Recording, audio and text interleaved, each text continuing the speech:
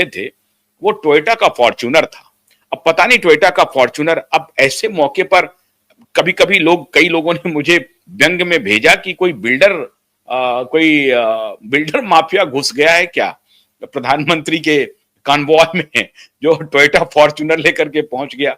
Generally लोग limousine पे चलते हैं, या आपके पास जो हाई एंड बीएमडब्ल्यू गाड़ियां हैं या मर्सिडीज हैं या और भी कोई सुरक्षित गाड़ियां हो सकती थी। टोयोटा फॉर्च्यूनर कोई खराब गाड़ी नहीं है, लेकिन व्यंग में लोगों ने कहा कि साहब इस फॉर्च्यूनर गाड़ी पर क्यों बैठे, और वो भी एकदम से चिपका चिपका सा लग रहा था, अजीब तरह का।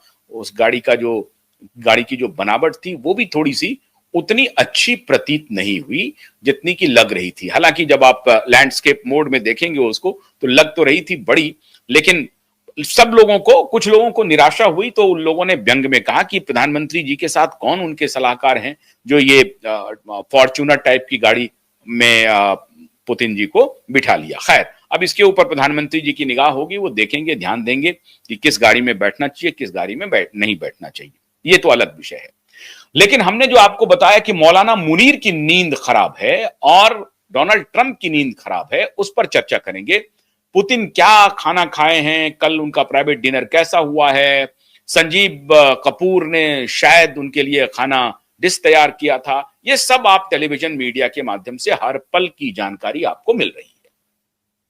कुछ टेलीविजन चैनल्स ने एक्सक्लूसिव इंटरव्यू भी किए हैं पुतिन साहब के, वो भी आपको देखने को मिला होगा, और सब पर आपकी नजर है, आप उसको एंजॉय करिए, हमें कोई आपत्ति नहीं है। लेकिन आज मैं जिस बात का जिक्र कर रहा हूं वो आपके लिए जानना बेहद जरूरी है। रूस की संसद ड्यूमा ने रेलॉस डिफेंस पैक्ट को मंजूरी दे दी। अब ये रेलॉस डिफेंस पैक्ट क्या है? Reciprocal exchange of logistics, RELOS. अब ये रेसिप्रोकल एक्सचेंज ऑफ लॉजिस्टिक्स तो लिखा हुआ है सामने से, लेकिन ये रेलॉस डिफेंस पैक्ट है। रेसिप्रोकल एक्सचेंज ऑफ लॉजिस्टिक्स जो है वो डिफेंस के मामले में है। Reciprocal exchange of logistics in other sectors वो जो है वो अभी नहीं है, लेकिन reciprocal exchange of logistics for defence है। ये रेलॉस डिफेंस पैक्ट दुनिया की नींद हराम करने के लिए काफी है, और इसी पर आपको फोकस बनाए रखना है। इसी पर पूरी दुनिया की नजर थी, और इसी पर ट्रंप ये सोच नहीं पा रहे हैं कि इस पर रिएक्शन दें तो दें क्या, कैसे दें। क्यों? क्योंकि भारत और अमेरिका के बीच में ल्यूमा के नाम से पहले ही एक एग्रीमेंट हुआ पड़ा है, जिसमें जो रेलॉस का काम है वही कुछ भारत और अमेरिका का भी काम था, वो ओपन था, और उस वक्त रक्षा मंत्री थे मनोहर पर्रिकर। अब ये बात लेकिन आई गई हो गई। भारत और अमेरिका के बीच इसी प्रकार का एग्रीमेंट हुआ था, और उस वक्त जो रक्षा मंत्री थे वो थे मनोहर पर्रिकर जी, और बहुत ओपन ये डील हुआ था भारत और अमेरिका के बीच में, रिश्ते बड़े अच्छे थे उस वक्त। लेकिन अब उसी प्रकार का समझौता रेलॉस रसिया के साथ भारत ने फाइनल कर लिया, और इस समझौते को आपको समझना बहुत जरूरी है। यह समझौता है क्या?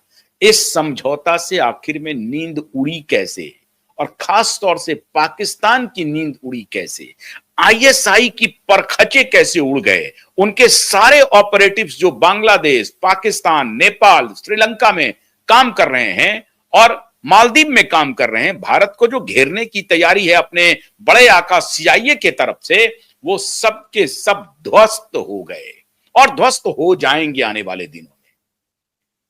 रेसिप्रोकल एक्सचेंज ऑफ लॉजिस्टिक्स का महत्व क्या है, और ये है क्या?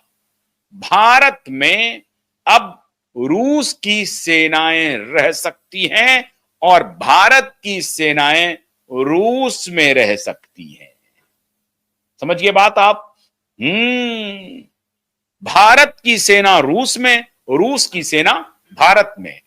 रूस के जितने डिफेंस इंफ्रास्ट्रक्चर हैं उसका प्रयोग भारत भी कर सकती है, और भारत का जो डिफेंस इंफ्रास्ट्रक्चर है वो भी रूस कर सकती है। और रूस के जो एयरपोर्ट्स हैं, डिफेंस एयरपोर्ट, उस पर भारत के हवाई जो जेट, फाइटर जेट हैं, वो भी लैंड कर सकता है, वो भी वहां पर फ्यूल ले सकता है, वो भी ईंधन की आपूर्ति कर सकता है, और रूस के फाइटर जेट भी भारत के डिफेंस एयरपोर्ट पर या एयरपोर्ट पर लैंड कर सकता है और ईंधन प्राप्त कर सकता है।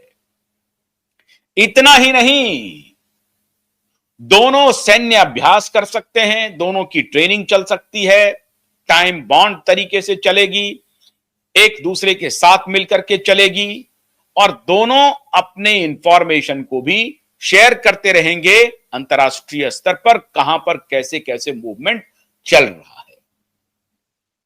मित्रों, अफगानिस्तान के दूसरी तरफ जो कजाकिस्तान में एक एयरबेस हुआ करता था, जिसका रिन्यूअल होना था, वो अयान एयरबेस था।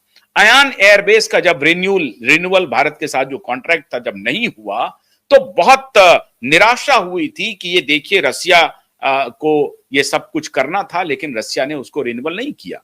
लेकिन आज जो एग्रीमेंट रिन्यूअल हुआ है, वो एग्रीमेंट पूरी दुनिया की नींद उड़ाने के लिए काफी है।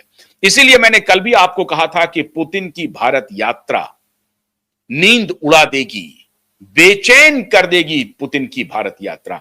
और पुतिन और मोदी के बीच की जो केमिस्ट्री है, उस पर एक टेलीविजन चैनल वालों ने एक बार जब पूछा था मोदी से कि आपकी पुतिन से केमिस्ट्री क्या है, उन्होंने कहा कि साहब मैं यहां से 9 घंटे की यात्रा के बाद रूस पहुंचा था, और रूस में जब मैंने लैंड किया तो लैंड करते ही मेरे पास संदेश आया कि पुतिन साहब प्राइवेट डिनर पर आपको आमंत्रित कर रहे हैं। मोदी ने कहा कि साहब ये तो हमारे आइटिनरी में शामिल नहीं था कि हमें प्राइवेट डिनर पर पुतिन जी के साथ जाना है। कहा कि साहब ये तो जाना पड़ेगा। तो 9:30-10 बजे के आसपास ये प्राइवेट डिनर पर गए मोदी पुतिन के साथ, और फिर उन्होंने कहा कि 50 मिनट की शेड्यूल थी प्राइवेट डिनर, लेकिन साहब मैं 4 बजे सुबह में लौट करके अपने होटल पहुंचा। यह है केमिस्ट्री मोदी और पुतिन की। और ये ऑन रिकॉर्ड मोदी जी कह रहे हैं कि ये बातों बातों में कब 4 बज गए पता ही नहीं चला, और वो एक प्राइवेट डिनर के लिए गए थे। और फिर दूसरे दिन जो शेड्यूल था वो फिर उस तरीके से थोड़ा बहुत डिले हुआ, अपने टाइम पर ही चला, लेकिन हम 4 बजे तक बातें करते रहे। तो मोदी और पुतिन की दोस्ती बहुत गहरी हो चुकी है। अब पुतिन के साथ जो कल प्राइवेट डिनर हुआ है, वो सब जानकारी आपको मालूम है, उस पर मैं कोई टिप्पणी नहीं करूंगा। जो बात नहीं मालूम है वो मैं बताना चाह रहा हूं। तो ये जो रेलॉस है, इसमें न सिर्फ सैन्य के एक्सचेंज की बात है, सैन्य फोर्सों के एक्सचेंज की बात है, बल्कि 2 महत्वपूर्ण डील बहुत जबरदस्त होने वाले हैं। एक तो M57 जेट, फाइटर जेट, और दूसरा S-400 और S-500। अब ये S-400 क्या है और S-500 क्या है? S-400 का इंप्रोवाइज्ड वर्जन है S-500। S-400 क्या था साहब? S-400 वो सिस्टम है